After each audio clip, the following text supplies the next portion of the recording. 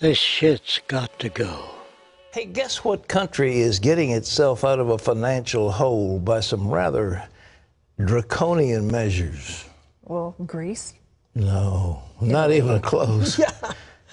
Iceland. Iceland? Iceland. Who They knew? are putting people in jail. They are putting, like, prime ministers being indicted. They're going after bankers. The people said, Really? yeah, they said those banks were ripping us off. We don't like what they did. They brought our country to ruin.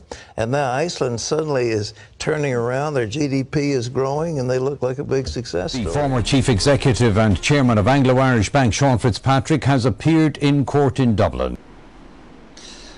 Well, John, Sean Fitzpatrick arrived at the courts complex here behind us just after 9 o'clock this morning. He was put into a Garda van at the Bridewell Garda station and driven here. He had been arrested at 5:37 a.m. at Dublin Airport. He had flown back in from the United States in the early hours of the morning, and he met officers from the Garda Bureau of Fraud Investigation and officers working for the Director of Corporate Enforcement by arrangement. There was an appointment made and they met at Dublin Airport. A 31-year-old man was arrested in London earlier today. A guy you could say had a bit of a gambling problem. Just how much money did he lose while working as a trader at the investment bank UBS? Just $2 billion. Treasury Secretary Timothy Geithner potentially facing criminal charges. Geithner was the president of the New York Federal Reserve Bank in the fall of 2008 when the Federal Reserve and the Treasury and the White House and the Congress decided to bail out AIG. Right. In the process of that bailing out of AIG, many documents were exchanged. If you went to the bank to borrow money, you'd have to fill out documents. One of the documents AIG filled out said, we owe X dollars to Goldman Sachs and we plan on paying them 100 cents on the dollar. According to Bloomberg, emails that came out yesterday say that lawyers for the Federal Reserve Bank said, we were told to strike this from the form so that AIG would not reveal to the Treasury Department or to the public that this money was going to be paid to Goldman Sachs because that's a politically toxic issue. Goldman Sachs making a fortune, making 100 cents on the dollar with federal funds. Now, if you go to buy a $25 savings bond from the federal government and you falsify the document to acquire that bond, you can go to jail. That's right. If you borrow $185 billion from the government, like AIG did, and you falsify a document, even if the government told you to do so, the people involved can go to jail. Debate in India over thousands of crores of black money being stashed away in secret Swiss bank accounts. A former Swiss banker has handed over details of offshore accounts of 2,000 high net worth individuals to the whistleblowing website WikiLeaks. Rudolf Elmer, a former employee of a Swiss bank, handed over 2 disks of information to WikiLeaks founder Julian Assange in London. He says they have information on tax evasion by celebrities, business leaders, and even politicians from the US, Britain, and Asia, but it's not yet clear if there are Indians on the list.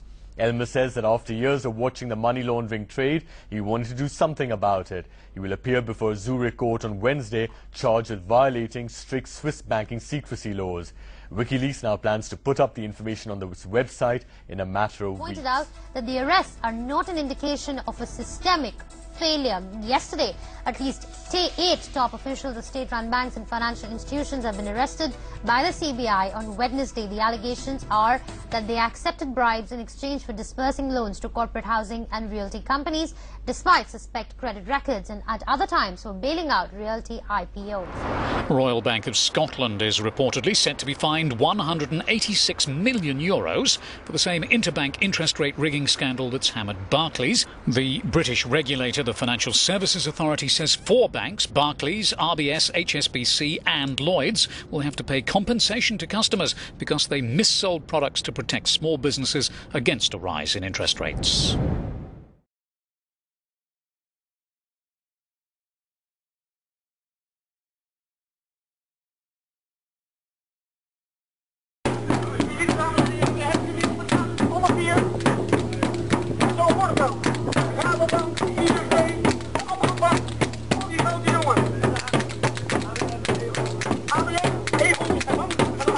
One of the most influential men in the world, but no amount of money can buy his freedom.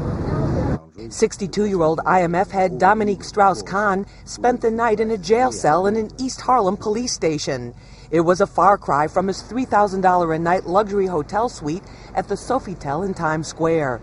That's where cops say he sexually assaulted a 32-year-old maid, chasing her around the suite naked, trying to rip off her underwear, then forcing her to perform a sex act. It's almost like they're not human, isn't it?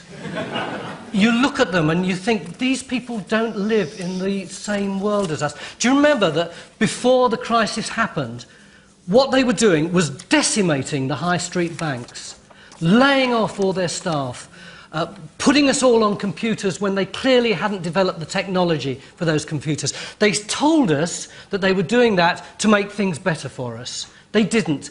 They made things worse for us. And it was simply in order to collect up an enormous amount of money that they could invest in the casino of international banking. And they blew it because they didn't understand it. And then they come back to us and say, oh, can you bail us out now for hundreds of millions of pounds? We give them the flipping money and they don't lend it to us even though they've promised to do so. They have the gall to increase their wages by 12%, to give themselves bonuses and say, we've got to do this because if we don't, we'll leave the country. And all the time, actually, in the background, they're committing acts which in any other business I think would be seen as criminal. I have no respect for British bankers and the British banking system at all. They've dragged us into that situation. It's about time they started getting us out of it. Another posh New York City hotel, another hotel maid saying she was sexually assaulted by another foreign banker. Entering into the synchronized global pullback or recession, and in some cases a depression, then these items are coming to the surface. For example, the 20 to 30 trillion of wealth that's held offshore. And most of that wealth, of course, goes through Britain, goes through the UK, because Britain has the least regulated financial markets in the world. That's why MF Global was in Britain. Lehman Brothers went through Britain. Bernie Madoff went through Britain. The latest Peregrine scandal went through Britain. JP Morgan's $2 to $9 billion loss on their balance sheet happened in London. So London is really the headquarters for global banking fraud. And even though the economy is contracting in Britain, I notice that the banking sector is still making huge profits. The Barclays chief operating officer that was caught committing fraud just got a golden parachute of £8 million. So as I've said, you know, until you get rid of the financial terrorists, then you're going to continue to get, you're going to have these weapons of mass financial destruction blow up in your face. 2006 and 2007, you were paid about £20 million a year. Now that's 1,000 times more than the average Barclays teller gets paid. Can you be worth 1,000 times more than anybody at Barclays? First of all, most of it wasn't bonus. Most of it was deferred and in equity. And I think, you know, it's appropriate for someone senior as myself to get a blend of short-term and long-term, to get a large portion deferred, and that I'm tied as closely to the shareholders as possible, which was the case. You know, I think market-based compensation is something that is important, and incentives are important. So you think 1,000 times more than the average Barclays teller is appropriate? I don't know where you got your calculations, but I don't, you know. Well, 20 million, 20,000, one is 1,000 times the other. Well, I do the best I can to deliver.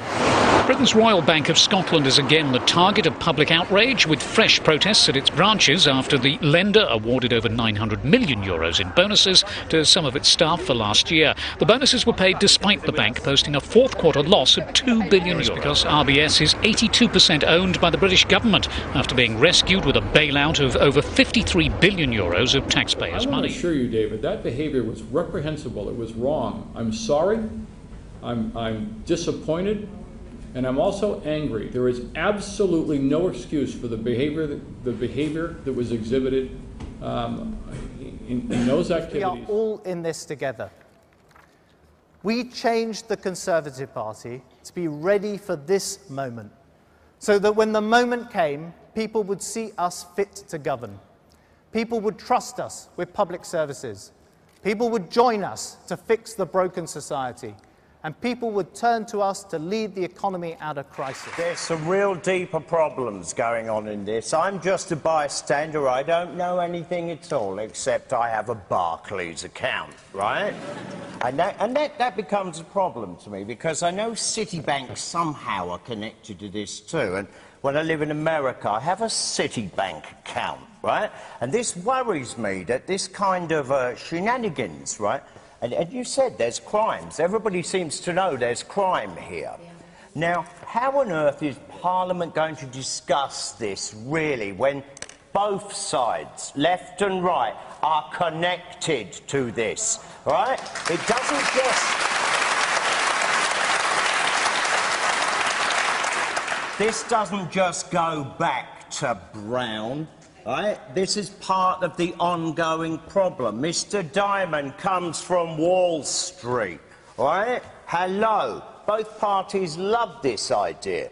They're fiddling with rates. Right? They're affecting the world, and everything we used to count on as being dependable and accurate is now going to be discussed by these argumentative chaps.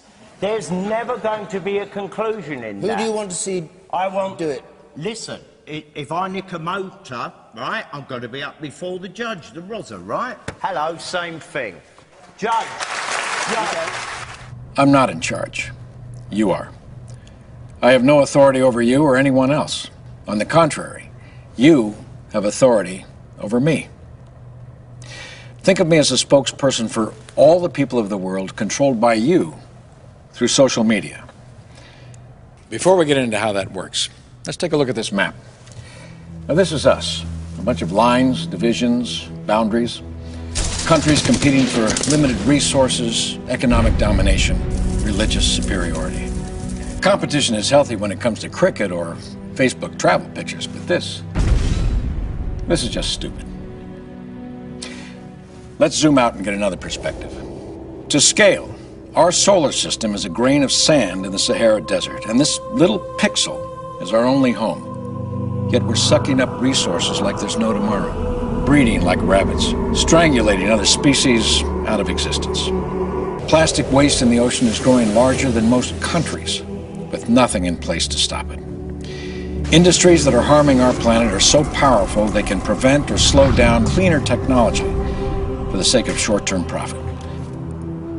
Governments, justice systems, the media are all influenced by self-interest groups whose actions often conflict with the well-being of humankind. Obviously, the world is full of a lot of good people, but as a whole, we're contributing to a system that's broken. We're going down a bad path. So, how do we fix it? Together, through social media, we can influence world leaders and industries to start improving the world as opposed to ruining it. We know this will work because history has repeatedly shown us that leaders and industries must follow public opinion or they fail. Sharing this video, endorsing it, tweeting it, goes a long way toward the creation of a legitimate global democracy. Because the more people unite in one place, the more powerful their voice becomes. A Greek departure from the currency would inflict collateral damage, says PIMCO. At worst, it could spur sovereign defaults in Europe, as well as bank runs, credit crunches, and recessions that may spark more euro exits. Look, Greek exit at worst means more money printing for the banks, and they've already priced that into their stocks and their bonuses. What they're really afraid of is that a country finds its inner gonads and decides to become politically independent. That's what they're fearful of. A country standing up for itself. They want Iceland to be just contained. They don't want Greece to stand up for itself. They don't want Ireland to stand up for itself, because then they would tell the bankers to stuff it. That's the real problem. They threaten this financial terrorism, which is false. It's false. These are false attacks. It was a false attack in 2008. It was a concocted, overcooked attack in 9/11. It's a false attack.